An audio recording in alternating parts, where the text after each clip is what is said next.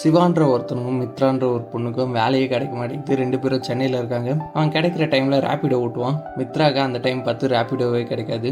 And அவ்வளோ அர்ஜென்ட்டாக ஊருக்கு போகணும். சிவா அவளோட ஃப்ரெண்டு வந்து காசு கொடுக்கலன்னு சொல்லி மித்ரா கிட்ட உங்களோட ஃப்ரெண்டு ரைடு எடுத்தாங்க, பட் காசு கொடுக்கல, இந்த நம்பருக்கு அனுப்பி விட்ருங்கன்னு சொல்லி கொடுத்துருப்பாரு. ஸோ அந்த நம்பரை வச்சு நம்ம ஹெல்ப் கேட்கலான்னு சொல்லி இவங்களும் அவரோட வண்டியில் ஏறி போகிறாங்க. பார்த்தா என்ன யோசிக்கிறாங்கன்னு தெரியல. அவங்கள பொண்ணு பார்க்க ஊருக்கு வர சொல்லியிருப்பாங்க, பட் அவங்க போகாமல் திரும்ப இவருக்கு கால் பண்ணி என்னை இங்கே ட்ராப் பண்ணிட முடியுமா அப்படின்னு சொல்கிறாங்க.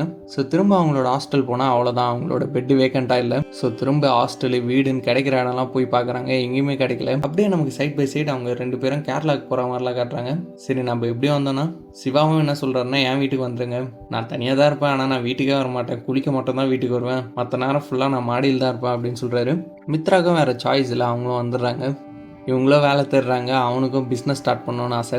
என்னென்னு அவங்களே கேட்கும்போது இந்த மாதிரி இன்டீரியர் டிசைன் பிஸ்னஸ் பண்ணணும்னு ஆசை அப்படின்னு சொல்கிறாரு. பட் ஃபர்ஸ்ட் லைன்ட்டே கிடைக்கல அப்படின்னு சொல்லிட்டு இருக்காரு. அப்படியே 2 பேருக்கும் கொஞ்சம் கொஞ்சமாக காதல் மலருது. சிவாவுக்கு மித்ராவும் ஹெல்ப் பண்ணுறாங்க. கிடைக்கிற கிளைண்ட் எல்லாம் போய் பார்க்குறாங்க, எதுவுமே செட் ஆக மாட்டேங்குது. ஒருத்தருக்கு ஒரு சின்ன கபோர்டு செஞ்சு கொடுக்குற வாய்ப்பு கிடைக்குது. அதுக்கப்புறம் பார்த்தா அவரோட ரிலேட்டிவ்க்கு சொல்லி பெரிய ப்ராஜெக்டாக பிடிச்சி கொடுக்குறாரு. அவ்வளோதான், சிவா லைஃபே செட் ஆகிடுச்சு. இவனும் மித்ரா கிட்ட வந்துட்டு நம்ம கம்பெனிலே ஜாயின் பண்ணிக்கோ அப்படின்னு சொல்லி கேட்குறான். ஆனால் அவங்களுக்கு அவங்களோட பேஷன் தான் ரொம்ப முக்கியமாக இருக்குது. இதனால அவங்களுக்குள்ள சண்டையும் வருது. சரி அப்படின்னா நைட்டு வந்து பேசி சரி பண்ணிடலான்னு சொல்லி சிவாவும் மித்ராவை பார்த்து பேச வரான். அந்த டைம் பார்த்து நடுராத்திரியே அவளோட அப்பா அம்மா 2 பேரும் கிளம்பி வந்துடுறாங்க. காலையில் தானே வரேன்னு சொன்னீங்க, என்ன இப்பயும் வந்துட்டீங்கன்னு கேட்டால் டைம் மாற்றி சொல்லிட்டோமான்றாங்க. இவனுக்கு என்ன பண்ணுறதுன்னே தெரியல. டிஷ் டிவி சரி பண்ணிட்டேன் மேடம் அப்படின்னு சொல்லிட்டு போகிறான். நடுராத்திரி என்னடா டிஷ் டிவி சரி பண்ணுறேன்னு சொல்லி இழுத்துட்டு வந்து எல்லாரும் முன்னாடியே அசிங்கப்படுத்திடுறாங்க. அப்புறம் 2 ஃபேமிலியை வச்சு பேசி எப்படியோ சண்டை போட்டுக்கிறாங்க.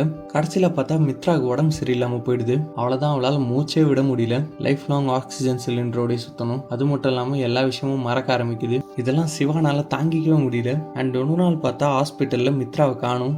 அவளோட அப்பா அம்மாவும் சிவாவோட அப்பா அம்மா கிட்ட பயங்கரமாக சண்டை போடுறாங்க. சிவாவோட அண்ணியும் அவளுக்கு யார் வேணும்னு இப்போ தெரியும், அவள் அந்த முடிவு எடுத்து தான் அவங்க கூட போயிருக்கா அப்படின்னு சொல்கிறாங்க.